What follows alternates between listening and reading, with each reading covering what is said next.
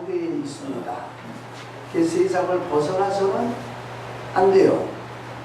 그러므로 교회는 때때로 세상과 함께 갈 때도 있지만 교회는 세상에 가는 대로 따라가서만도 안 됩니다. 교회는 세상 가운데 있지만 세상을 떠나 사는 것처럼 무시해도 안 되고 세상에 동화해서 살아도 안 돼요. 여러분들 화교를 보죠. 화교가 뭐예요? 네? 중국 사람들이죠. 중국 사람들. 이 중국 사람들이 대단합니다. 우리나라의 그 일제시대 때나 그 이후에라도 중국 사람들이 한국 들어와서 오랫동안 2대, 3대를 사는 사람들도 많거든요.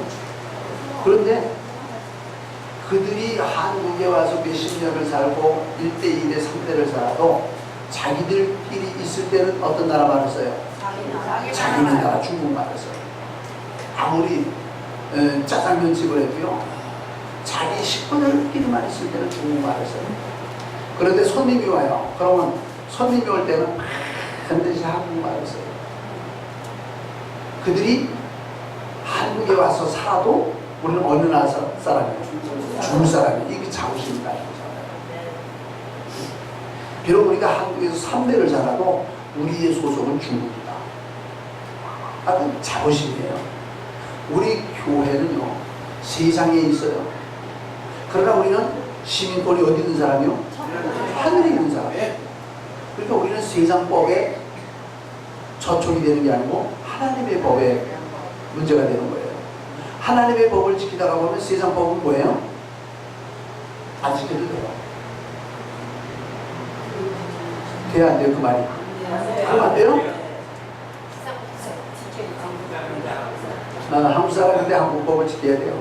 제가 말하는 차원은 근데 조금 다르고 뭐가 다르냐면 하나님의 법을 지키는 사람은 세상 법을 안 지켜도 된다는 것이 다르게 이해가 될 수 있지만 하나님의 법을 지키는 사람은 세상 법을 뭐예요? 이미 그 속에 다 지키는 사람이에요. 세상의 법을, 자, 교통신호 성경에 있어요? 없어요? 파란불은 가고 빨간불은 서라. 근데 성경이 없어. 세상 법을 지키는 건 법을 지키는 거예요. 그런데 우리가 하나님의 법을 지킨다면 이 세상에 있는 법은 그 속에서 다 포함되어서 로마서 13장에 보면 세상의 주권자들에게 너희는 복종하라 순종하라 그랬거든요. 그 속에 다 포함되는 거예요. 그런 의미에서 하나님의 법을 지키는 사람은 세상 법은 뭐예요? 당연하게 그 속에 있어요. 그래서 하나님을 믿는 사람이 세상 법을 어겼다라고 하는 것은 뭐예요? 하나님의 법은 그건 먼저 어기고 들어가는 거예요. 먼저. 자, 그래서 이런 경우 있죠. 우리나라에 최초로 국회의원 선거를 했던가, 우리나라 선거한 적이 있어요. 대통령 선거 했던가, 5월 10일 날. 1948년 5월 10일 날. 예? 그때가 대통령 선거예요. 그래서 대통령 선거인지 국회의원 선거인지 지금 모르겠는데 기억이 안 나는데 그날이 주일날이요. 그래가지고 우리나라에 해방이 되어가지고 최초로 민주국가가 돼가지고 온 국민들이 투표하는 날인데 딱 주일날이에요. 교회에서 어떻게 됐어요? 계속 반대했어요. 주일날은 우리 하나님께 가서 예배하는 날인데 투표 못한다. 투표할 수 없다. 그래서 성가에 그때 옥신 말씀했어요. 교회는 세상에 있지만 세상법을 지켜야 되지만 그것보다 우선하는 법이 하나님의 법인데 하나님의 법에 어겨가지고 세상법을 지킬 수는 없다. 이것이 이제 우리 교인들이 안고 있는 문제예요. 이제 오늘 또 보세요. 아무리 세상의 전통과 문화라 할지라도 그것이 진리와 또는 복음과 부합할 때는 단호하게 거절하여야 하는 것이 신앙입니다. 여기 상충되는 때가 있어요. 부딪혀요. 하나님의 법과 세상의 윤리, 세상의 전통, 세상의 규례하고 부딪힐 때가 있어요. 그럴 때 성도들은 지혜롭게 해야 된다. 자, 그러면서 신자는 지혜도 있어야 하고 용기도 있어야 합니다. 오늘 이제 내용 가운데 좀 나옵니다. 바울은 1절, 2절에서 사의 그랬는데 사도의 유전을 지키라고 합니다. 도자가 빠졌어요. 잘하느라고 했는데 오늘도 보니까 큰 글자가 한 두세 군데가 좀 틀렸거든요. 바울은 1, 2절에서 사도의 유전을 지키라고 말합니다. 한번 1, 2절을 봅니다. 1절 내가 그리스도를 본받는 자들 것 같이 너희는 나를 본받는 자가 되라. 너희가 모든 일에 나를 기억하고 또는 너희에게 전하여 준 대로 그 전통을 너희가 지킴으로 너희를 칭찬하노라. 먼저 1절에서 사도 바울이 한 말이 뭐냐면 아무나 할 수 있는 말은 아니에요. 적어도 자신이 그리스도를 따르는 삶인 것을 말씀하면서 신자로서의 구체적인 삶에 모범을 제시받지 못하고 말씀에 대한 지식을 생활에 적용받지 못하는 이들을 향해서 자신처럼 날마다 예수님을 따라가는 삶을 따라 해나가는 말씀입니다. 좀 복잡하고 길어요. 그런데 사도 바울이 고린도 교회 성도들을 볼 때에 내가 가르쳐 준 거하고는 너무나 거리가 멀어요. 말씀대로 믿음으로 살라고 가르쳤는데 이게 너무 멀어요. 그래서 사도 바울은 내가 그리스도를 본받아서 지금 살아가고 있는 것처럼 너희는 나를 본받아라. 이게 아무나 할 수 있는 말은 아니에요. 저는 여러분들에게 여기는 박 목사 좀 본받으세요. 그러면 박 목사가 성경을 1년에 1독을 하면 우리 정본사님 뭐요? 1독이에요. 본받아야 돼요. 더러는 성도님들이 목사님보다 더 잘하는 부분도 있어요. 목사는 날 닮으시오라는 말보다는 주님을 닮으시기 바랍니다. 주님이 우리를 위해서 죽었어. 주님이 오늘도 우리를 위해서 기도해요. 주님을 닮으라 그래야지 목사가 목사를 닮으라 그러면 안 돼요. 내가 이렇게 하지 않습니까? 나를 닮으세요. 나는 해도 내가 보고 있는 주님을 닮고 거기가 안 보이거든. 저도 목사라도 좀 보세요.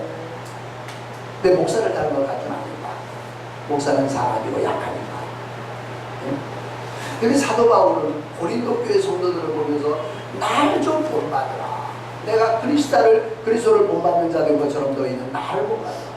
이게 자신있게 하면서 교만한 말 같아 보이는데 아니에요. 내가 진심으로 주님을 섬기는 것처럼 너희들도 나처럼 섬겨라. 부탁하는 말이에요. 자, 2번 교만에서 나온 말이 아니라 하나님의 말씀에 붙잡힌 바 되어 사도적인 권위로 자신있게 말한 그리스도 중심의 삶을 사는 자신이 중심으로 말할 수 있었다. 그리스도를 중심으로 해서 사는 나의 삶을 너희들은 본받아라. 그래도 좋을 만큼 사도 바울은 자신이 그렇게 살았다는 말이에요. 대단한 분이에요. 예수님 이후 사도 바울 같은 신자는 없습니다. 사도 바울 같은 전도자 없고요. 사도 바울 같은 선지자 없습니다. 사도 바울 같은 목회자가 없어요. 예수님 이후 최고로 사람이면서도 가장 본인들 말하는 사도 바울입니다. 공부도 많이 했어요. 근데 공부가 한 게 아니고 은혜로운 거지. 너무 모자라는 게 없는 사도 바울입니다. 그러니까 어떤 면에서는 교만한 차원에서가 아니라 나를 좀 본받으세요 할 만큼 이는 은혜의 생활을 한 거예요. 3번 성도는 세상에서 자신의 신앙의 삶을 통해서 다른 사람에게 본이 되어 다른 사람에게 강압된 자세로서가 아닌 감동을 주는 삶의 모델이 되어야 합니다. 목사가요, 여러분들 그걸 믿음이라고 삽니까? 하고 막 야단을 할 수도 있겠지만 그건 조심해야 되는 거예요. 목사도 설교하면서 우리는 주님을 본받읍시다. 나도 부족하고 여러분들도 부족한데 우리 이 정도만 안 됩니다. 주님 본받읍시다. 목사는 오로지 주님을 증거를 해야 되는데 아주 내가 잘난 것처럼 제가 부흥회나 아니면 기도원의 강사님들이 조금 마음에 안 드는 게 뭐냐면은 자기를 지나치게 내세우는 거예요. 내가 커지면 주님이 뭐예요? 어떻게 될까요? 작아지는 거예요. 내가 커지면 주님이 작아지는 거예요. 주님을 크게 하면 나는 그 속에 작아지는 거예요. 내가 작아져야지 내가 크면 됩니다. 제가 말씀드리죠. 명함의 크기가 얼마나 커요? 이게 명함 그 크기가 얼마 안 되는 데다가 금식 40일 금식기도 5번 이게 뭐로 요 마음에 들어가요, 여러분들. 네? 증경이라는 말이 있어요, 증경. 옛날에 했던 거. 저는 노회장을 16년 전에 했어요. 나와보니까 96년도에 했으니까. 지금 우리 동창들 중에는 지금 노회장 하는 분들도 있어요. 명함에다가 아무개 노회 증경 노회장 여기, 아무개 무슨 동창회장 여기. 에이, 지금 같으면, 지금 실제 현직에 있는 것 같으면 다른 사람에게 내가 지금 이렇게 하고 있습니다라고 얘가 있는, 옛날에 해온 것까지 그 작은 명함에다가 이거 자랑할 게 그렇게 없어서, 자랑을 그렇게 하고 싶어서 아닌 거예요. 아닌 거예요. 그리고 우리는 다른 사람에게 나를 보여주려고 하지 말고, 내가 보여준다면 뭘 보여주냐? 신앙적인 행동, 자세를 보여주는 거예요. 우리 친구 목사님 가운데 지금은 요 근래는 모르겠어요. 전에는 닮은 앉아서 성경을 보면요, 무릎을 꿇고 앉아서 성경을 봤어요. 물론 그때 젊었을 때니까 그런데, 제가 전화가 한번 되면 한번 물어보고 싶어요. 지금도 무릎 꿇고 성경을 보느냐고. 아, 다리 아프게 뭐 무릎을 꿇고 성경을 보느냐고 제가 그랬더니, 내가 어떻게 하나님의 말씀을 편안하게 앉아서 볼 수 있냐, 그런 얘기를 했는데, 뭐 꼭 그렇다고 무릎을 꿇고 성경을 읽으려는 말은 아니에요. 저도 성경을 읽는다고 무릎을 꿇고 읽지는 않았습니다. 그런데 내가 내 마음에서 우러나오는 신앙의 자세를 다른 사람에게 강요는 안 하는데, 내가 하고 있는 모습을 다른 사람이 보고, 모르겠다, 진짜 잘한다, 하나님이 좋아하시겠다, 이렇게 내가 하는 일을 다른 사람이 보고 본받고 싶을 마음이 일어나는 건 괜찮아요. 그런데 내가 한다고, 내가 이렇게 하는 것처럼 너도 좀 이렇게 해, 강요는 안 돼요. 신앙은요, 강요 갖고 되는 건 아니에요. 이거는 마음에서 우러나요. 우리 목사님이 저렇게 하는 거구나, 나도 그래야 되겠다. 그래서 목사는 신앙의 작은 모델은 되어질지언정, 목사가 무슨 뭐 다 아는 것처럼 그렇게 강요하고 아니면 저주받는다고 그렇게 하는 건 조심해야 돼요. 우리 한국교회에 부흥사들이 한국교회를 부흥시킨 면이 없지 않아 커요. 많아요. 인정해요. 그러면서 강단을 흐리게 만든 것도 부흥사들이었다 라고 단정을 내려요. 할 소리 못할 소리를 강단에서 많이 해요. 때로는 하나님의 뜻이 아닌 것도 자기도 쥐에 빠져가지고 부흥사들이 그렇게 해요. 조심해야 돼요. 만일 여러분들이 어떤 기회에 이렇게 예배를 인도하고 설교를 해야 되는 기회가 있다 하더라도 절대로 내 얘기하면 안 돼요. 내 얘기하려면 이건 예배 시간이 아닐 때 해야 돼요. 이 시간은 예배 시간이고 하나님께 예배를 드리는 시간에 말씀을 강론할 때 하나님이 주신 말씀을 전달하는 거지, 나는 전달자지 내 사상 얘기하는 게 아니에요. 그래서 가끔 그렇게 기도하죠. 하나님의 말씀을 흘러가게 하는 파이프, 저는 파이프예요. 수원지에서 우리 집 수도꼭지까지 오는 파이프예요. 어떤 파이프는 1m, 2m가 되는 큰 수로일 수도 있죠. 거기서 올 때는 그렇게 와요. 오다가 작아지고 우리 집에서는 많은 한 12mm, 한 15mm 정도짜리의 수도관을 통해서 나와요. 내가 그 수원지에서부터 우리 수도꼭지까지 있는 동안에 여기 박 목사가 어느 위치에 있는 파이프 일런지는 몰라도 하나님이 주신 대로 그 파이프 놓여진 그 자리에서 물을 흘려보내는데 내가 할 일을 못하면 내가 녹슬면 안 돼요. 내가 녹슬면 흘러가는 물에다가 내 녹을 섞여서 보내야 되거든요. 내가 녹슬면 안 돼요.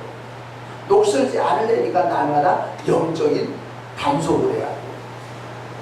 그리고 나를 통해서 흘러가는 하나님의 말씀이 성도들에게 아주 조금도 오염되지 아니하고 조금 혼도 불순물 들어가지 아니한 말로 하나님의 보좌로부터 내려오는 생명의 말씀, 물이 성도들의 마음에까지 들어가도록 해야 절대로 내 세상 들어가면 안 돼요.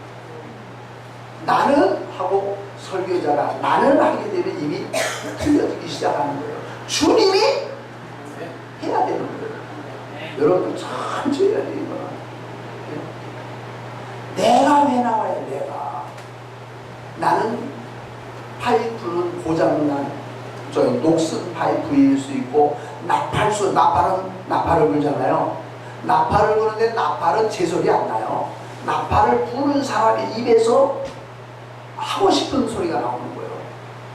크게 나오든 작게 나오든 길게 나오든 짧게 나오든 나팔 부는 사람에 의해서 나팔이 불려지는 거지 나팔이 제가 소리 내는 거 아니에요. 여기 있는 박 목사는 나팔이요. 하나님이 부르고 싶은 대로 불려져야지. 하나님은 이렇게 불어라 하고서 소리를 내시는데 나는 딴 소리 내면 못 쓰겠네. 가서 고쳐야 돼요. 고쳐도 말을 안 듣고 고장났네요. 어떻게 해요? 버려야지. 뭐. 하나님이 버리는 사람이 될 수밖에 없으면 안 되는 거죠. 꼭 기억하세요. 우리 장로님들 두 분도 그렇고 우리 안수집사님들도 그렇고 우리 권사님들도 그렇고 작은 구역 예배를 인도해도요 내 소리 들어가면 틀리지. 내 소리 들어가면 이미 하나님이 버려야 되는 존재가 되는 거예요. 따라서 합시다. 내 소리가 나오면 안 된다. 이거는 그냥 생명이요. 자, 그러니까 우리 성도들은요 말로 하지 말고 감동을 줘야 돼요.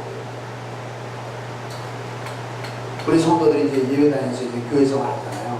교회 생활하는데 무슨 일이 있어요. 야단을 좀 해주고 싶은데 안 해요. 안 하고 내가 그 일에 일부러 보여주려고 할 필요는 없지만 생활에 본이 되어져야 내가 하게 잘못됐구나 잘못되어 성도에게 어른은 그런 본을 보여야 돼요. 말 안 돼요. 영등포에 제가 어렸을 때 어떤 한 장로님은 그때 추수감사절이면 각 구역에서 시루에다가 떡을 해가지고 민심떡을 몇십 개가 되어 시루가 그냥 쫙 갖다 늘어놓으면 그때도 교인들이 한 2,000명 됐으니까 제가 어렸을 때 시루를 쫙 갖다 놨는데 어떤 한 장로님이 다 덮어놨잖아요. 여기서는 손가락으로 뜯어먹어요. 맛있네? 또 다음 거죠. 아유 이것밖에 하나뿐이네. 당신이 무슨 시음해가지고 맛을 점검하는 책임이 있는 사람이 아닌데 갖고 여기서 권찰님, 권사님, 집사님들이 실덕을 해다가 갖다가 이 무거움을 옛날에 무슨 요즘에 끌고 다니는 구름하고 어디 있어요? 작은 차가 어디 있어요? 다 옛날에 이고 아니면 지게꾼한테 지우고 그렇게 고생스럽게 해다가 하는데 장로님이 손가락으로 뜯어먹으면서 때가 있거든요. 어쩌면 해본 사람 기분이 어떠세요? 정말 돌을 들어서라도 때려주고 싶은 거예요. 실제로 그런 사람이 있었어요. 그런 장면도 있었다는 거예요. 지금까지는 내가 50년이 지났는데도 눈앞에 선해요. 그 모습을 제가 사찰 집사님 집에 한 해는 하숙을 했기 때문에 그날 봤거든요. 못 써요. 장로님쯤 되면은 그렇지 않아도 지난주간에 또 신돌산에서 장로님들 얻어맞고 왔다는 또 합니다. 장로님들쯤 되면은 시루떡에다가 딱 갖다 놨잖아요. 아이고 고생했네 저거 해가지고 오느라고 얼마나 했었노 한번 보자. 아이고 맛있게 생겼네 수고했어요 집사님. 그래서 끝나요. 아유 장로님 괜찮아요 어제 예수 이렇게 해가지고 얼마나 고생했어. 집사님 구역이 또 멀기도 하잖아. 하고서 그렇게 하고 끝나야지. 그걸 손가락으로 뜯어먹어야 돼. 먹었다 하더라도 뭐요.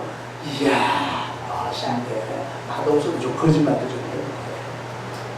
아니 목사님 내가 어떻게 장로가 거짓말을 해요. 이 말은 사실이지만 하나님 앞에 거짓말하는 거 너무나 많어. 다른 거는 생활을 고쳐야 돼. 네, 그렇게 해요. 그러니까 말로서 고치라고 하지 말고 뭐요? 생활로 꼴로 보여라. 이게 3번이에요. 4번은 그러면서 바울은 고린도 교회 성도들이 자기가 가르쳐준 말을 기억하고 전하여 주던 유전에 대하여도 그들이 잘 지키고 있다고 칭찬을 먼저 한다. 2절 다시 봐요. 2절 너희가 이 모든 일에 나를 기억하고. 지금 사도 바울이 고린도 교회 성도들을 향해서 너희가 나를 기억하고 또 내가 너희에게 전하여 준 대로 그 전통을, 여기 전통이라 했는데 우리 전의 성경은 유전이라 했어요. 그 유전을 너희가 지킴으로 너희를 칭찬하노라. 사도 바울의 마음속에 그래도 나를 기억하고 내가 너희들에게 가르쳐 준 것, 전해 준 것, 그것을 그대로 지키니까 참 고맙다, 잘한다 라고 칭찬을 해줘요. 칭찬을. 칭찬은 모두 춤추게 한다. 고래도 춤추게 한다. 칭찬은 할수록 뭐예요? 좋아요. 아니에요. 어린아이들에게 책망이 교육이 아니고 칭찬이 교육이요. 잘한다. 이걸 일이라고 했냐? 그건 아니에요. 잘한다. 잘해. 그러면서 더 잘할 수 있도록 기회를 만들어주는 거예요. 맨날 야단만 하면 그 야단이 아닌 거예요. 사도 바울은 칭찬을 하기는 하는데 칭찬을 하고 싶어서 하는 게 아니고 뭐예요? 그 뒤에는 책망을 하려니까 먼저 칭찬부터 하는 거예요. 이게 예수님의 방법이요. 자, 요한계시록 2장에 보게 되면 7교회에 보내는 편지가 있는데 에베소 교회 성도들에게 그 예수님이 하신 말씀이 뭐죠? 첫사랑을 잊어버렸다. 첫사랑을 잊어버렸느냐? 예, 그게 먼저 나올 줄 알고 물어봤어요. 그 앞에는 아무것도 없나요? 있나요? 한번 보세요. 거기 예수님의 방법이에요. 뭘 책망할 때도 그냥 책망부터 하지 말고 요한이 네? 내가 내 행위와 수고와 내 주변을 알고 네.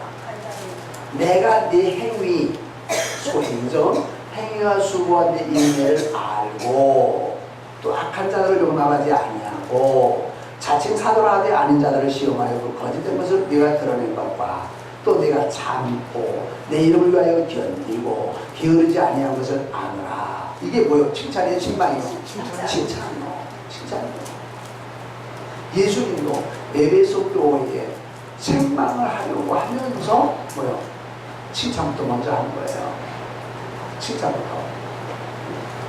재미있는 표현이에요. 7교회 중에 한 교회는 칭찬은 없고 책망만 있어요. 한 교회는. 7교회 중에. 어느 교회요? 사대교회. 그 사대교회는 특징이 뭐예요? 살았다 하는 이름은 있으나 실상은 죽은 자이라. 죽었으니까 칭찬할 게 없어요. 그래도 사람이 있어야지.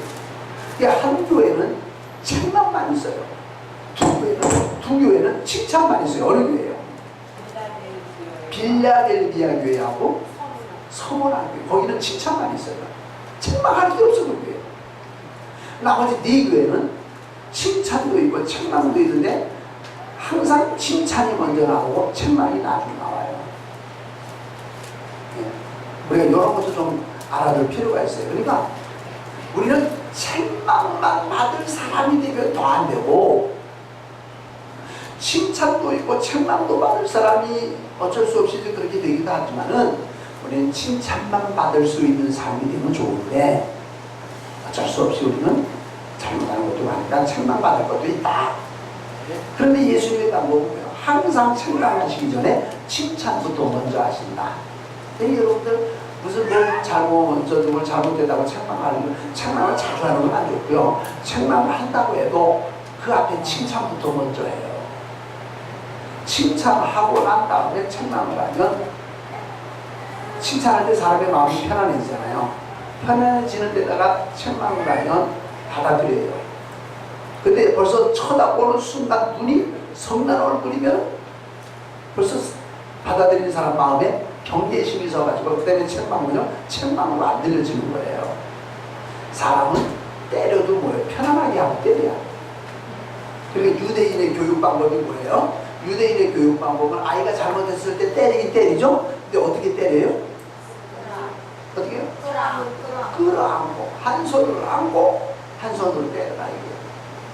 도망가지 못하게 잡는 게 아니고 사랑하는 마음으로 때려라 그 말이에요. 여러분들 우리는 책망을 하기보다는 칭찬을 좀 많이 하고 책망을 할 게 있으면 은근한 말로 다 들으니까 은근한 말로 해도 된다고 말이에요. 내가 무슨 교관이나 된 것처럼 정말 교관은 뭐예요? 책망도 하네요. 네? 큰 소리도 안 쳐. 정말 교관은. 그럽시다. 네 번째 해고. 다섯 번째 유전이란 초대교회 교육의 중요한 형태로 구전으로 내려온 가르침을 말한다. 유전. 뭐 석유마치 유전이 아니고 전에 내려온 것을 유전이라고 해요. 전에 내려온 것. 이 당시는 성경책이 없었잖아요. 있으면 구약 성경은 있었고 예수님의 복음을 전하는데 예수님의 복음에 대한 책이 아직 뭐예요? 성경책이 없을 때예요. 그러니까 성경책이 없는데 예수님의 가르침을 어떻게 가르칠 수 있어요? 예수님의 말씀을 들은 이들로 하여금 입으로 전달이 되어져 온 것을 또 전하는 거예요. 그러니까 잘못 전달하면 거꾸로 전달을 해요. 그러니까 듣는 사람이 잘 들어야 되고 전달하는 사람이 잘 전달해야 돼요. 베드로가 말씀을 들은 것을 베드로는요 예수님의 수제자로서 처음부터 끝까지 다 쫓아다닌 사람인데 그것을 자기가 다 기록했으면 얼마나 좋겠어요. 하나님은 그런 사람을 쓰고 이런 사람을 씁니다 하는 여러 가지 측면에서 그 베드로를 수제자를 삼으신 건데 수제자인 베드로는 예수님의 말씀을 많이 듣고 예수님이 하시는 걸 다 받는데도 이재주가 없어. 이재주 뭐예요? 글 쓰는 재주가 없어. 왜? 못 배웠기 때문에. 네? 그러니까 못 배운 사람은 못 배운 대로 일할 것도 있고 배운 사람은 배운 대로 일할 것도 있는데 사도 바울은 뭐요? 지금 표현으로 하면 서울대학교 법대의 수석 졸업생이요. 지금말로 하면 굉장히 똑똑하고 약식 있는 사람이요. 그러니까 그는 일을 해도 성경 많이 썼어요? 조금 썼어요? 신약 성경에 얼마나 썼어요? 신약 성경에 절반을 썼다니까. 신약 성경이 27권인데 27권 중에 13권을 썼어요. 한 권은 확실하지 못해서 그걸 빼놓고 13권이요. 그거까지 넣으면 히브리서까지 넣으면 14권이요. 근데 넣어야 된다는 근거가 좀 없기 때문에 그걸 흔히 빼놓고 얘기해요. 27권 중에 13권은 사도 바울의 글이고 사도 요한은 5권을 썼어요. 사도 요한도 공부를 많이 한 사람이에요. 그럼 벌써 13권 플러스 14권 플러스 5권 하면 벌써 두 사람이 쓴 것만 19권이에요. 그런데 베드로는요 자기는 이재주가 없어서 못 썼지만 비서를 하나 잘 뒀어요. 누구요? 비서. 글 쓰는 비서. 누가는 의사로 공부한 사람이에요. 마가는 나이가 어린 사람이에요. 그래서 예수님을 직접 못 따라다닌 사람이에요. 직접 못 따라다니는데 나중에 베드로가 야, 나 좀 도와줘라. 아무래도 내가 글을 먼저 써야 되는데 내가 글솜씨가 없구나. 나 좀 도와줘라. 예, 선생님 말씀하세요. 예수님이 이렇게 말씀하셨다. 베드로는 자기가 그 들은 것을 성령의 감동으로 마가에게 가르쳐줬고 마가가 베드로의 말을 듣고 쓴 것이 마가복음인데 마가복음이 네 복음서 중에 제일 첫 번째로 기록이 되어진 거예요. 제일 첫 번째로 16장이에요. 16장 복음서 중에 제일 작아요. 그 다음에 이제 누가는 예수님에 대해서 쭉 연구를 했어요. 연구를 하고 그 당시 연구를 하는 게 책이라는 게 없었어요. 다 말로 들은 거 전달된 거. 아, 저 요한 사도님 예수님 뭐라 그러셨죠? 아, 저 베드로 사도님 그 예수님 뭐라 그러셨죠? 다 종합해가지고 이게 옛날에 의사는 과학자이기도 하고 수학자이기도 하고 철학자이기도 했어요. 옛날에는. 그러니까 이 누가는 공부를 많이 한 사람이 다 이렇게 연구해가지고 잘 정리한 것이 누가복음이에요. 하나님은 주신 대로 이제 하나님의 뜻을 가르쳐 주신 대로 전하게 했는데, 유전이라는 말은 그 당시에 하나님이 말씀해 주셨고 유대교가 전통으로 내려온 것을 교회 가서 개척하고 전하려니까 이런 용지가 복사지가 어디 있어요? 그 당시에 컴퓨터가 어디 있어요? 저 양털 붓으로 만들어진 것을 양 가죽에다가 썼으니까 그건 뭐 지금 같지 않죠. 그래서 입으로 전해져 내려온 것을 그대로 전달을 했는데 근거를 모르잖아요. 고린도 교회 성도들에게 사도 바울이 가르쳐 준 것을 이게 어디에 근거한 거요? 따지다가 한 말이 없는데 그들이 그대로 사도 바울의 말을 하나님의 말씀인 줄로 믿고 순종하고 나온 게 사도 바울은 참으로 고맙다는 말이에요. 저는 우리 여러분들에게 고마운 것은 부족한 박 목사인데 열심히 했더니 성도님들이 우리 목사님은 이렇게 하지 말라 그랬어, 이렇게 하라고 그랬어 하면서 그렇게 순종하는 모습을 볼 때에 목사는 참 마음이 기뻐요. 나는 아무것도 아닌데 내가 하는 말을 하나님의 말씀인 줄로 알고 저렇게 순종하니 내가 더 잘해야 되겠구나 라는 마음이 들어요. 근데 어떤 때 낙심이 될 때가 있어요. 뭘 좀 합시다 그랬더니 마이동통 뭐요? 우이독경 소위의 경일기 소위에다가 성경 갖다 읽어줘 봐요. 뭐 아이고 아멘 그런 해석은 이것만 뻑뻑뻑뻑하지. 목사가 나를 위해서가 아니에요. 여러분들 혹시 그럴 때가 있을는지도 몰라요. 나도 좀 위해 좀 해주세요. 나도 사람이잖아. 나도 위해 주세요. 혹시 그럴 때가 있을는지 몰라요. 없다고는 말 못할 거예요. 그러니 여러분들 저를 위해서 기도해달라. 그 저를 위해서 기도하는 건 저를 위해서가 아니라 사실은 저를 위해서 기도하면 바로 그것이 여러분들을 위한 기도가 되거든요. 그런 부탁은 하는데 개인적인 부탁은 혹시 모르겠어요. 이제 개인적으로 집사님 나 좀 도와줘, 나 뭐 이거 좀 해줘, 저거 좀 해줘. 혹시 그럴 경우는 없지는 않을 게 살아가다 보면. 그러나 공개적으로 목사의 개인을 위해서 이렇게 해주시오라고 하는 말은 사실은 안 하려고 하고 안 하는 중인데 모르겠어요. 또 나도 모르는 사이에 나온지도. 하나님의 복음을 전하는 사람은 자기 개인에 대한 것을 요구하지 아니하고 하나님의 일을 위해서는 요구해요. 고린도 교회 성도들에게 사도 바울이 요구한 건 내가 가기 전에 연보를 해놔라. 내가 간 다음에 나 때문에 연보하는 것처럼 하지 말고 자연스럽게 너희들이 연보를 해놓으면 내가 고린도에 가다가 예루살렘을 가는 길에 예루살렘 성도들을 갖다가 전해줄란다. 자기 인마이 포켓이 아니에요.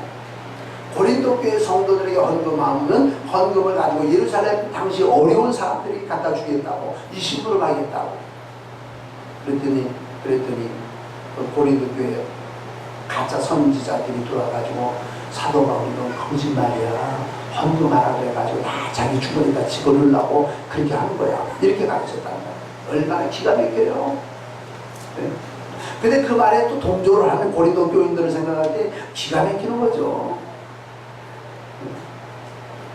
아마 박 목사도 그럴 때가 있을 거예요. 본심이 아닌데 곡해를 해가지고 목사님 나쁜 사람으로 만들어가면 진짜 이걸 변명을 하기도 그렇고 창피스러워서 이거 참 사실도 아닌데 어떤 때는 성도들이요 넘겨 짚어가지고 목사님을 사실이 아닌데도 범죄자로 만드는 경우가 있어요. 그런 말을 목사가 들었을 때 저는 우리 교회 전도사님들이 여러 사람이 지나가서도 오면 그래요. 교인들은 별소리 다 하는 사람들이요. 교인들을 믿기는 하되 너무 믿지 마. 교인들은 없는 말도 있는 것처럼 하고 있는 말도 없는 것처럼 하는 경우가 많거든. 그리고 그런 말을 들어도 절대로 변명하고도 전도사가 올 때마다 꼭 그랬어요. 전도사고 그렇게 말하면 제가 또 그렇게 하겠어요. 어떤 때는 그런 말을 들어도 하나님 아시지요 하는 때가 있고 웬만해서는 사람들 앞에 변명을 잘 안 하려고 해요. 안 한다 절대적으로 그러지는 못해요. 나도 모르게 화가 나면 또 할 수도 있으니까. 그러나 바른 정신으로 있을 때는 변명을 하려는 생각은 거의 안 하는데 제가 가만히 보면 한때도 없는 게 없지는 않아요. 사도 바울이 고마운 거는 어떤 책이 있는 것도 아니고 어떤 교과서가 있는 것도 아닌데 사도 바울이 귀로 전해 들은 것을 가서 말로 전해 주었는데 그 고린도 교회 성도들은 사도 바울의 말이 하나님이 주신 말씀인 것으로 그대로 믿고 순종한 것이 얼마나 사도 바울이 고마웠고 기뻐했는지 몰라요. 그 외에 이절은 그 전통을 너희가 지킴으로 너희를 칭찬하면 잘했다 잘했다. 자, 그다음에 6번. 이런 신앙생활 전반에 걸쳐 관리와 보험, 교리에 대하여 교회의 질서와 전통을 세우는데 큰 영향을 끼쳤는데 유전을 고린도 교회 성도들이 잘 지켰다고 하는 겁니다. 그러니까 지금 우리 교회도요, 성경에는 없어요. 성경에는 없는데 당목사 우리 믿음 생활은 이렇게 하는 겁니다 라고 말도 하고 그렇게 본을 보여나갈 때 성도들은 그게 성경 어디 있습니까? 따질 필요 없어요. 따질 필요 없고, 아 그게 양심적으로 봐서 맞을 거야 하게 되면 그냥 따라가요. 참, 이 성도들 중에 못된 사람은요 공부받을 사람들 같습니다. 네? 절대로 그런 법주 속에 들어가면 안 돼요. 제가 지난주에 얘기했는가요? 어떤 게 목사님이 부임해가지고 얼마나 있었는지 몰라요. 한 7, 8년 됐는가 봐요. 근데 어느 날 설교를 했더니 장로님이 목사님 방으로 찾아와가지고 목사님 오늘 하신 설교는 6년 전에 하신 설교인데 또 하셨어요. 야 머리도 좋지. 그러면 6년 전에 한 설교 오늘 또 하면 은혜 돼야 안 돼요? 그렇죠. 은혜 안 되니까 그 따지고 나오는 사람이 은혜 돼요. 제가 봐도요. 오늘 오전에 설교가 그 요한일서죠. 요한일서 3장. 지난주에는 사도행전 3장이죠. 이거 다 옛날에 또 했던 설교예요. 문제는 그때 설교 원고를 갖다 그대로 한 게 아니라는 거죠. 새로 만드는 거예요. 오늘 오전 설교도요. 그냥 성경 본문만 가지고 그냥 설교한 거예요. 어떤 뭐 다른 데 참고서 다른 뭐 어느 거 찾아볼 거 없어요. 오늘 오전 설교. 똑같은 본문 갖고도요. 똑같은 목사가 설교를 해도요. 항상 똑같은 거 아니에요.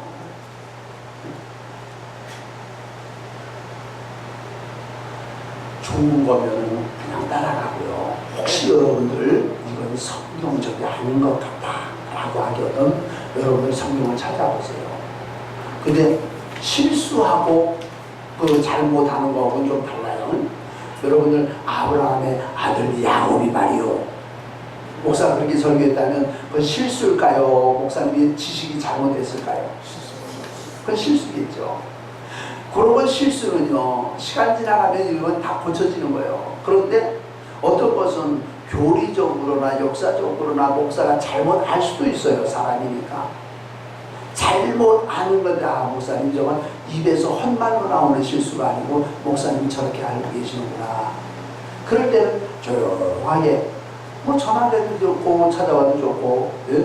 제가 이래가지고 목사님 제가 오늘 이렇게 들었는데 목사님 그렇게 알고 계시는 거예요. 제가 알기로는요 역사가 이렇게 됐고 이런 줄로 아는 거예요.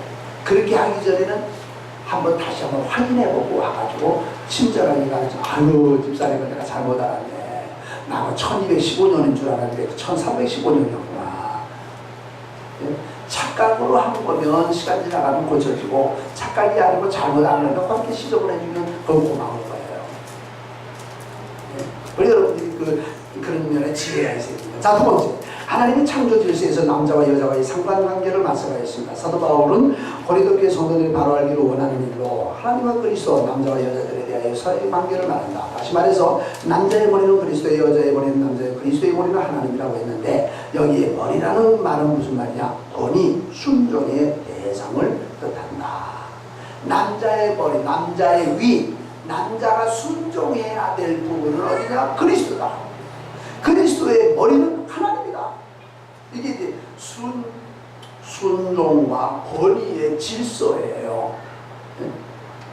그러면 여자는 누구냐? 여자의 머리는 남자다. 여자 위에 남자, 남자 위에 그리스도, 그리스도 위에 하나님. 이렇게 이제 순종의 대상이 있다고 말이죠. 3번 아내가 남자의 권리 안에 있다는 것은 창세기 3장 16절대로 창조 질서에 근거한다. 창조 질서를 우리가 본다면 맨 먼저 하나님 누굴 지으셨어요? 누구요? 아담을 지으셨어요. 아담을 지으실 때 하와를 지으실 마음이 있었어요? 없었어요? 처음에는? 없었던 거예요.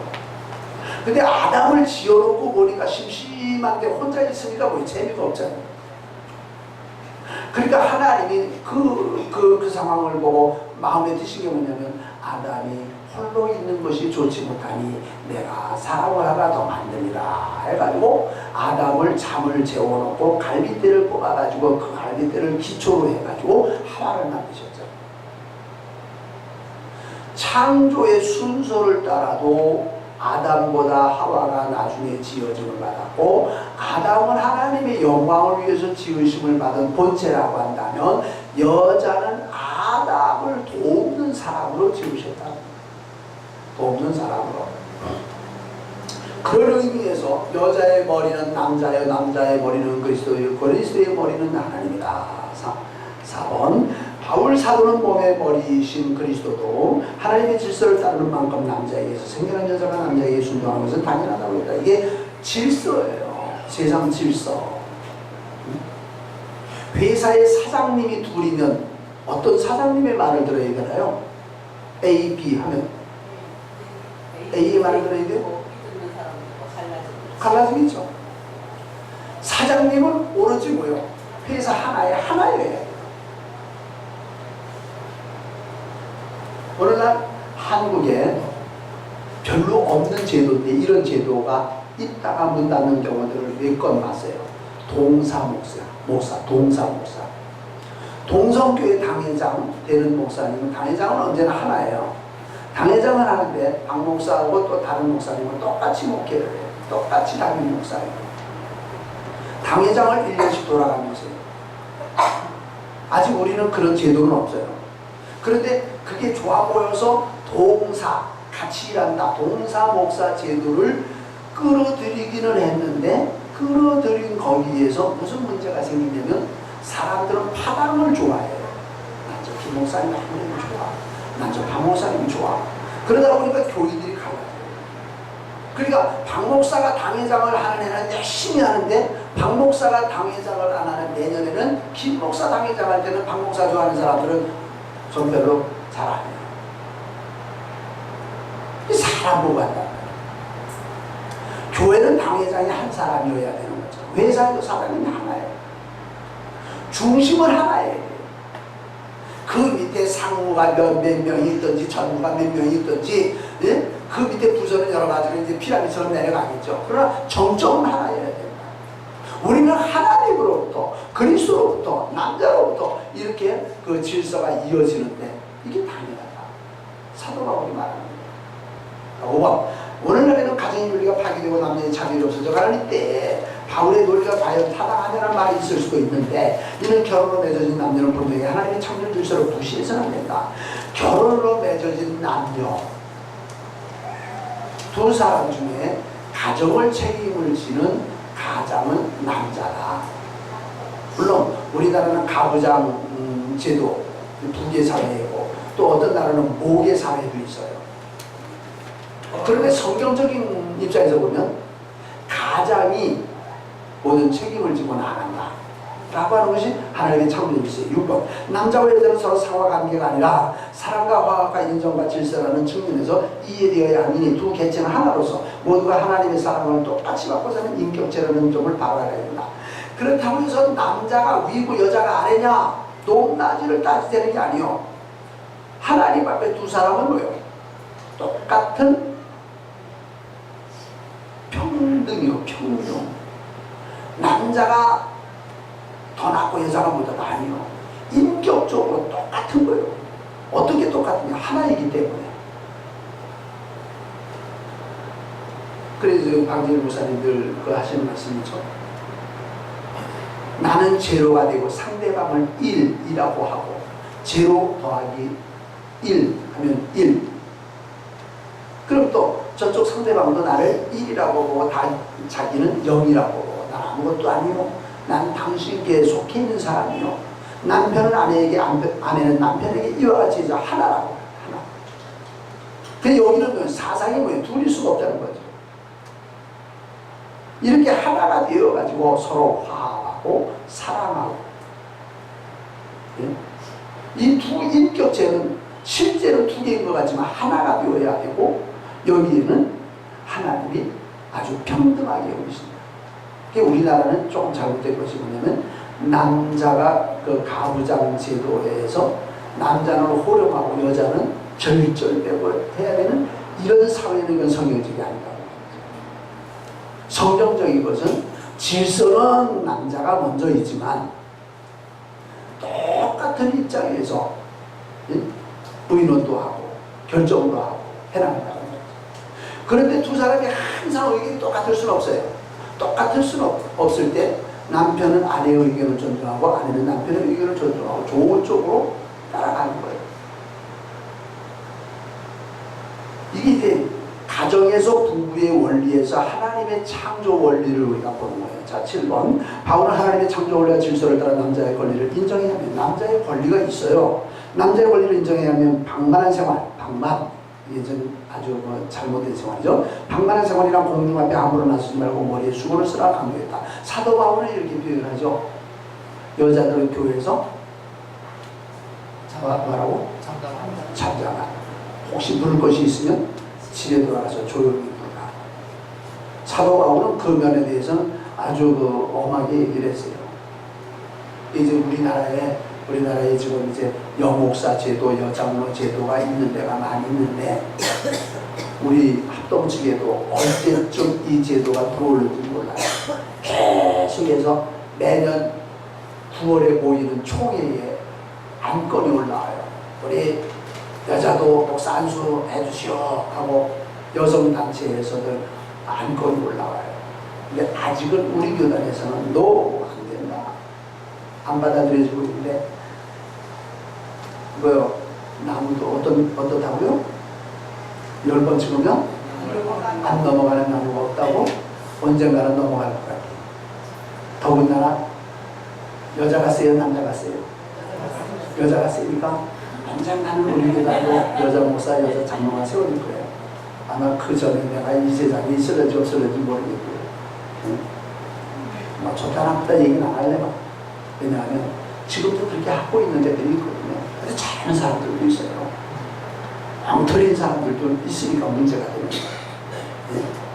뭐 잘한다 잘못했나 뭐 그렇게 말하지는 않으려는데, 일단 사도 바울은 교회 안에서 남자들에게 여자들이 가르치는 입장에 서지 말라고 했고,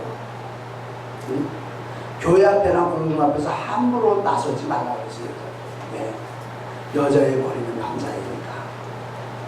8번을 보면 이는 남자의 우월 사상을 말하려고 하는 게, 여자보다 남자가 더 똑똑하다, 잘났다, 하나님이 우선권을 준다, 그런 차원이 아니라는 거예요.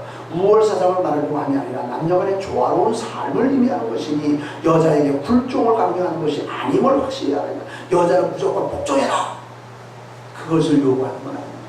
그러나 아무리 여자가요 여권 신장이 된다고 해서 남자가 애기나요?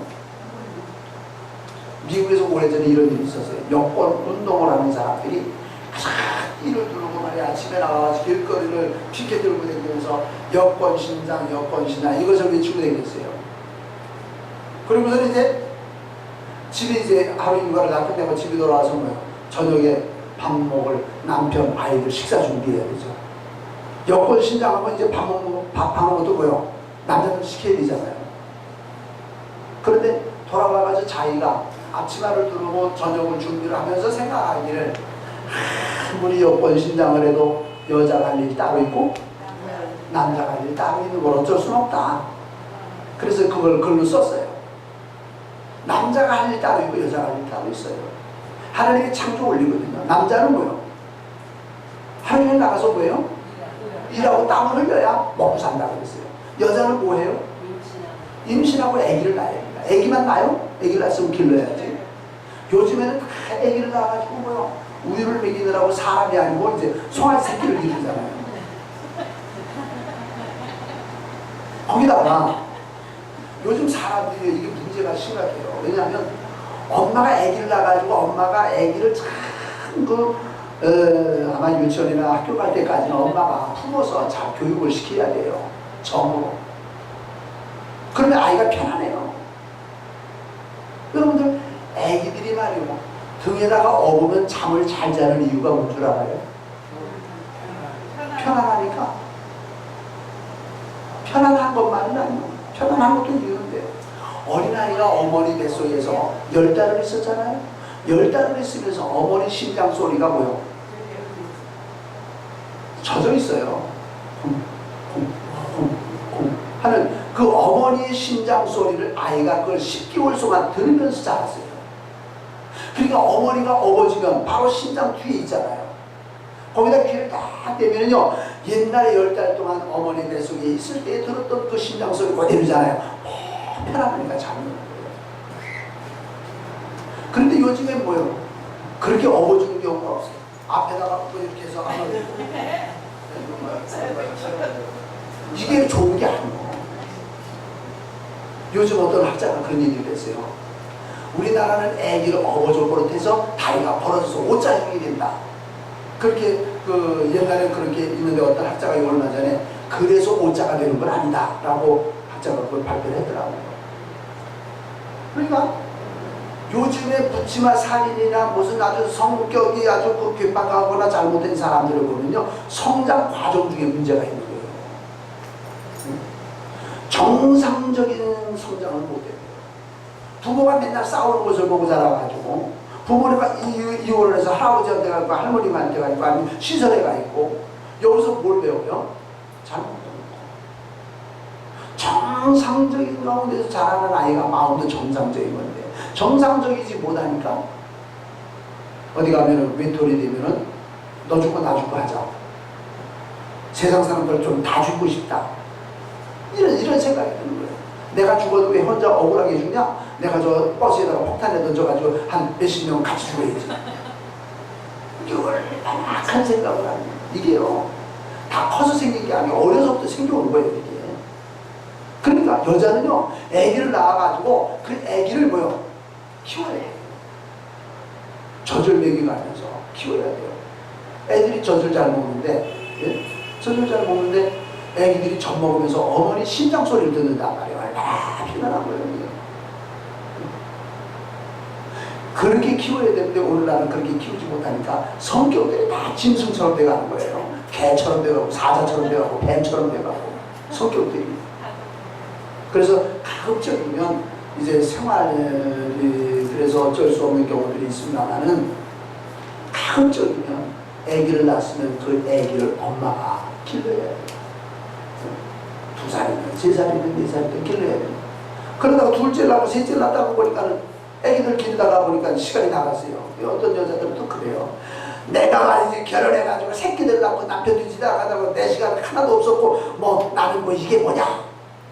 아니 여자는 그게 생활이지. 왜 그게 내가 할 일이 아니오?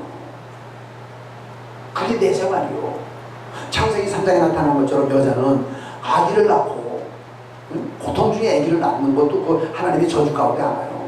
고통 중에 아기를 낳고 그 아이를 길러야 된다. 남자는 뭐요? 하루 종일 나가서 일을 해야 된다. 근데 요즘에 남자들만 벌어가지고 먹고 살기가 힘드니까 여자들도 생활 전선에 나가는 거 어쩔 수는 없어요. 다 어떻게 한마디로 말할 수는 없는데 성경의 원리는 뭐냐? 이걸 우리가 배워야 된다 말이죠. 네. 여자라고 해서 남자에게 둘려 살려는 건 아니다라는 건 사도 바울도 말하는 거예요. 남편이 돼가지고 아내를 말이요 꼭 빡질러가지고서 막 종 부리듯이 그런 성경이 아니에요.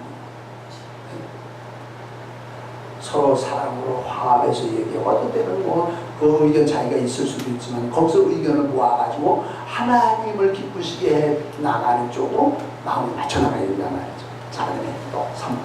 바울 사도는 여자는 이제 예시가 아니고 예배시에 배시라는 두 글자가 빠졌어요. 예배시에 머리에 수건을 쓰라고 명합니다.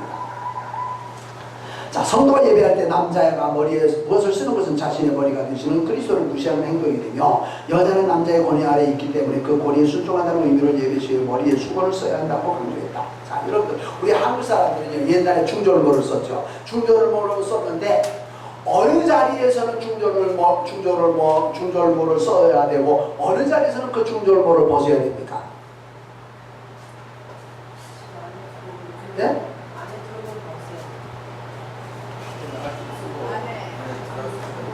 들어오는 어디 나갈 때는 쓰죠. 그래서 어디 나갈 때는 썼는데, 어느 집에 들어갈 때는 뭐요? 벗어야 되죠. 밥 먹을 때는 쓰고 먹나요? 벗고 먹나요? 쓰고 먹으면 사람들이 뭐라고 그래요? 버릇도 없는 버릇도 없는. 그 남자는요, 머리에 쓰는 것은 길거리 나갈 때는 쓰지만 실내에서는 벗는 거예요. 남자는. 근데 여자는 왜 실 밖에를 말하지 아니하고, 여기 성경에서는 예배를 드릴 때에 여자는 머리에 수건을 써라. 그런데 여자가 머리에 수건을 써야 되느냐 말아야 되느냐, 이것이 성경에 그렇게 중요한 건 아니에요. 왜냐하면, 자, 그러면 또 보세요. 2번, 유대 관습에 의하면 부정을 저지른 여자의 남편은 아내의 머리카락을 잘랐으며, 부정을 저지른 여자의 머리카락을 잘랐다. 누가 취한 자녀, 아주 못된 자녀를 둔 어머니는 자신의 머리카락을 잘랐으니 여자가 자기 머리를 미는 것은 대단한 수치를 나타내는 표시였다. 나는 부끄러운 여자입니다. 나는 내놓을 게 없는 여자입니다. 나는 참 이런 여자입니다. 라고 하면서 자기 자신의 수치스러움을 머리를 미는 것으로 이렇게 표현을 했다는 거예요.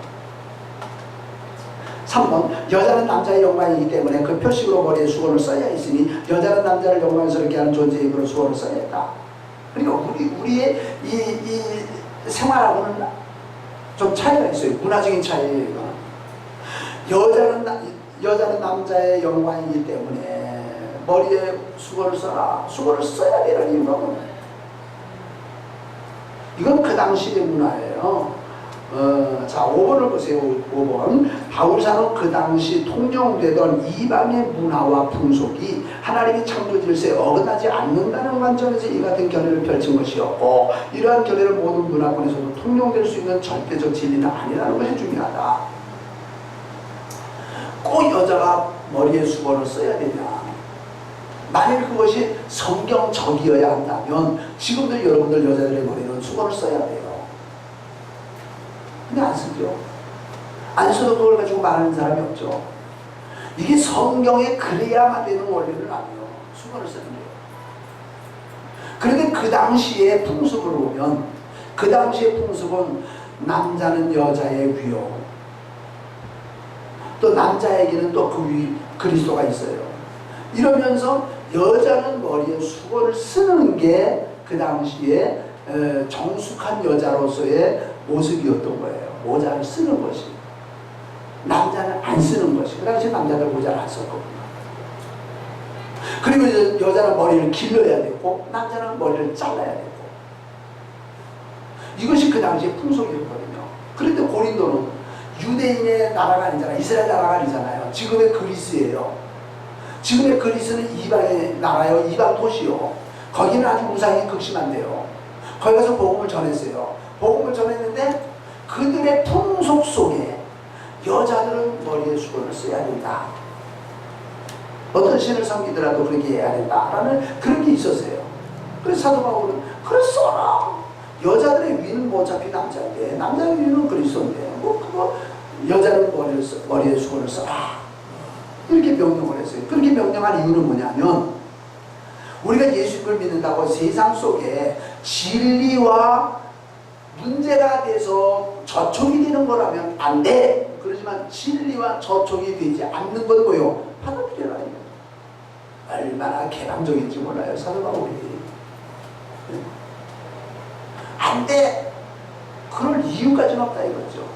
자, 여러분들, 금년에 말이요, 해필이면 추석이 언제요? 네? 네? 주일날. 그러지. 제가 여기서 물어볼 때 9월 30일, 29일 그 얘기하는 게 아니지. 내가 벌써 추석이 언제 그러면 그날 주일날이라는 걸 알아야 돼. 그럼 여러분들, 추석이 언제야? 달력을 보니까 그 날짜는 그날이 주일날이라는 건 감이 안 들어와 있잖아요, 지금. 우리는요, 어디 가서 뭘 해도 날짜가 중요하면 날짜는 두 번째요. 요일이 중요한 거지. 제가 병원에 가는 일이 자주 있고요. 가서 검사를 받는 일이 자주 있는데 간호사가 그래요. 9월 25일 날 어떠세요? 그날이 무슨 요일이요? 그걸 먼저 그래요. 그들은 날짜지만 나는 요일이요. 그 요일은 안 돼요. 무슨 누가 무슨 뭐 예수 안 믿는 사람이 어떤 무슨 요일로 그날이 무슨 요일이요? 그게 중요한 거예요. 우리는 요일에 살지 날짜는 그 다음이라는 거 아니에요. 자, 근데 이번에 추석이 주일이요. 여러분들 고민돼요?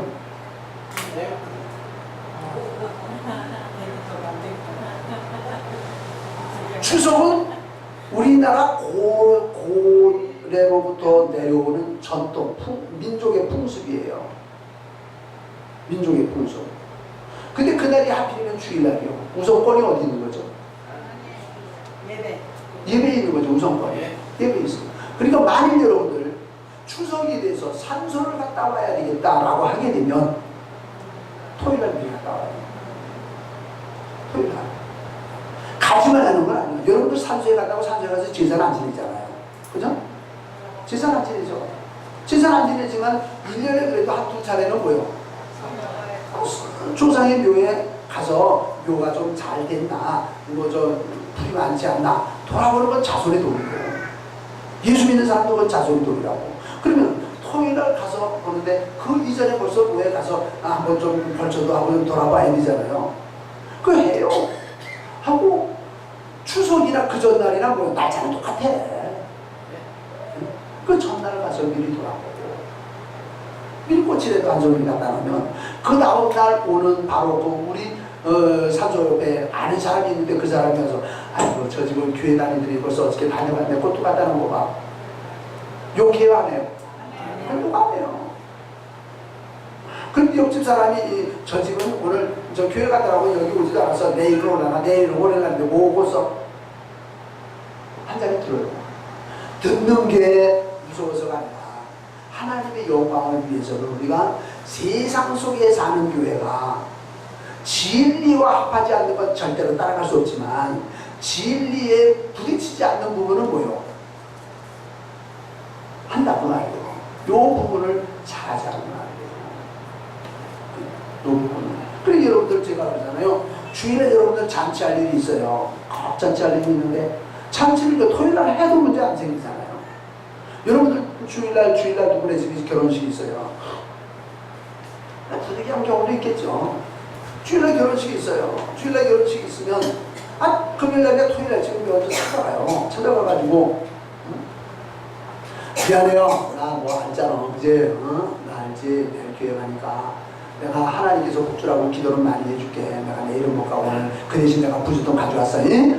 하고서 먼저 가서 부주하고 오면 욕해야 하네요. 그럼 욕 안 해요. 에휴, 내가 날짜 잘못 잡았지. 주일날 잡지 말고 토요일날 잡아야 되는 건데 미안해요. 괜히 마음에 그냥 무겁게 해가지고 아니 미안해. 서로 미안해 하는 것으로 얘기가 되고 먼저 부주를 해야 되는 거예요. 저도 어저께 우리 친구 목사님 딸이 결혼식을 하는데 어저께 가려고 막 먹었는데 몸도 안 좋고 그냥 그래서 부득이 못 간대요. 그렇게 못 갈 때는 미리 전화해가지고 부주 어디로 붙일까 내가 먼저 붙여줄게 해가지고 먼저 하면 간 거나 다름없다 그 말이에요. 지혜롭게 해야 된다. 지혜롭게. 자, 4번을 다시 보세요. 당시 수건을 쓰지 않는 여자는 부정한 여자로. 당신은 그렇게 여겼단 말이에요. 수건을 쓰지 않는 여자는 부정한 여자로 간주되었고 그 부정한 여자의 남편은 살해적으로 수치를 면할 수 없었단 말이에요. 그 당시에는 수건을 쓰므로써 여자는 자신의 정결과 순결을 드러내게 되고 이것이 곧 남자의 영광이기 때문이었다. 그 당시에는 그랬단 말이에요. 지금 그래야 안 그래요? 지금은 안 그래요. 그러니까 지금 여러분들 예배 시간에 여러분들 수건을 쓰라는 말 아니에요. 그런데 천주교에서는 지금 여자들은 미사를 할 때 뭐요? 미사복을 쓰잖아요. 미사가 하얀 거. 쓰니까 이뻐 보이네. 또 하얀 거 쓰니까 부태요. 쓰지 마. 그럴 필요 없어요. 그냥 또 거기 또 그렇게 해야 되니까 보기 좋으네. 그런 거 한마디 하면 되지. 뭐 그렇게 뭐 자기 성경적이야. 뭐 성경적 자기는 성경적으로 못 살면서 뭐 따지도 말고 묻지도 말고. 그러니까 천주교의 미사고가 이러한 가운데서 영향을 받아 내려왔다. 아, 그랬구나. 근데 우리 지금 한국적인 풍토에서는 예배 시간에 남자가 모자를 쓰고 있으면 안 되지. 성경에는 예배 시간에 남자가 모자를 써도 된다 안 된다 그런 표현 없거든요. 그런데 우리 한국적인 풍토를 보면 예배 시간에 머리에 모자 쓰면 안 되죠, 남자가. 그러니까 복음이 전파되어지는 곳에서 복음과 그곳의 전통이 아주 이렇게 되면 우선권은 복음이요. 그런데 그런 건 없어. 그렇다고 하게 되면은 좀 낮게 살아라, 낮게. 그 성도는 추석을 추석 송편하세요. 송편도 해서 저도 좀 주고 송편도 좀 하고 해요. 그러나 송편을 하는 이유가 뭐냐? 옛날에는 추석에 송편을 빚어가지고 조상에게 제사를 드리는 데 썼다는 말이에요. 그러니까 조상에게 왜 제사를 드렸냐? 1년 동안 농사를 잘 지어서 우리가 처음 배다가 오늘 이거 처음 햅쌀로 이거 송편을 빚은 거예요. 우리 조상님이 도와주셔서 이렇게 했으니 이거 잡수세요. 그래서 조상에게 드리기 위해서 송편을 빚었다. 그럼 우리 그건 아니잖아요. 우리 옛날에 어른들도 뭐 송편 다 만들어서 먹었어요. 우리는 송편 만들어 먹자. 내가 만들어 먹으려고 하는데 문제 없다는 말이에요. 그러나 이런 걸 있잖아요, 여러분들. 예. 동지가 되면 뭘 먹어요? 뭘 먹어요? 팥죽을 먹잖아요. 뭐 노동지가 있고 애동지가 있는데 무슨 동지에 팥죽 끓여 먹는 거예요? 노동지요? 애동지는 안 끓여 먹고? 애동지에는 애들이 많이 죽기 때문에 근데 팥죽 안 끓여 먹는데 그건 다 있잖아요. 그런데 여러분들 이제 우리는 그렇게 하자고. 동지에 팥죽을 끓여 먹는 이유는 뭐냐? 새해에 액땜하는 거다 말이야. 액땜하는 거다. 그렇다고 성도들이 동짓날 팥죽 끓여 먹는 전통이 있다 그래서 그렇게 끓여 먹지만 다 그런 정신이 있는 건 우리는 안 먹어. 한 5일 전에 먼저 먹어버려 그냥. 그러면 피하란 말이에요. 그러니까 세상 풍속이 우리 신앙과 대치되어질 때는 그걸 거절해야 돼. 그러나 신앙에 문제가 별로 없어요. 문제가 별로 없으면 뭐요? 그래 우리도 그걸 해요. 이런 데 지혜가 있어야 된단 말이죠. 자, 8번에 가서 볼게요. 마지막에 16절을 한번 먼저 보면서 볼까요? 16절에 논쟁하려는 생각을 가진 이가 있을지라도 우리에게는 하나님의 모든 교회는 이런 관리가 없다. 사도 바울이 지금 이제 모자를 쓰는 이런 문제를 가지고 수고를 쓰는 이걸 가지고 지금 얘기를 했는데 고린도 교회는 별신자가 많을 거 아니에요. 고린도 교회 성도들 중에 내가 이 말 했다고 해서 나하고 좀 따지고 싶은 사람이 있을는지 모른다 그 말이에요. 변론하고자 하는 사람이 있을는지 모른다. 변론이라는 말은 다투기를 좋아하는 사람을 말해요. 내가 이 말 하니까 사도 바울이 그 말했어 나도 한마디 할 게 있어 사도 바울에게 따지고 논쟁하기를 원하는 사람이 있을지라도 나는 거기에 같이 말려들어서 논쟁하고 싶은 생각이 없다. 알아서 해라. 그러나 하나님을 믿는 내가 가지고 있는 자세는 이런 자세다 라고 자기 자세를 확실하게 말해주는 거예요. 우리 여러분들도요 믿음 생활을 물에 물탄도 술에 술탄도 하지 말고 하나님이 기뻐하시는 건 뭐고 하나님이 싫어하시는 건 뭘까? 내가 세상 문화를 따라가는 건 뭐고 내가 하나님의 문화를 따라가는 건 뭔가? 이것을 우리가 잘 판단해가지고 그렇게 살아요. 저게 도대체 예수 믿는 사람인지 안 믿는 사람인지 예수 믿는 사람이 동지날 말이야 파주가 잔뜩 그래가지고 동네 방네 다 돌리면 그 예수 믿는 사람의 모습이 아니에요.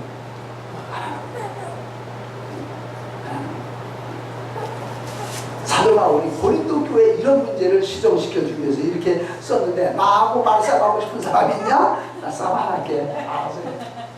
저도 그래요. 여러분도 저보고 따지지 말아요. 여러분들 알아서 하세요. 저는 할 말을 한 거니까 여러분들의 마음에 안 들면은요 뭐 당장 가서 부처님 앞에 가서 절을 하든지 말든지 마음대로 해요. 네. 마음대로 해요. 그 자기 신앙을 위해서 해야지 뭐 내가 목을 잡아매겠어요. 그걸 가지 못하게? 그러나 하나님을 믿는 여러분들은 어떻게 하는 것이 내 믿음의 자세냐 확실하게 할 수 있기를 주의 이름으로 축원합니다. 기도하겠습니다. 주님 은혜 감사합니다. 말씀을 우리 마음속에 새기고 그 말씀대로 살아가는 우리의 삶이 되게 하옵소서. 예수님 이름으로 기도합니다. 지금은 우리 구주 예수 그리스도의 은혜와 하나님 아버지의 놀라우신 사랑과 성령의 위로와 교통과 축복이 하나님의 말씀대로 살기를 원하며 믿음으로 살기를 원하며 우리 하나님의 축복 속에 살기를 원하는 우리 온 성도들의 머리 위에 이제부터 영원토록 함께 있을지어다.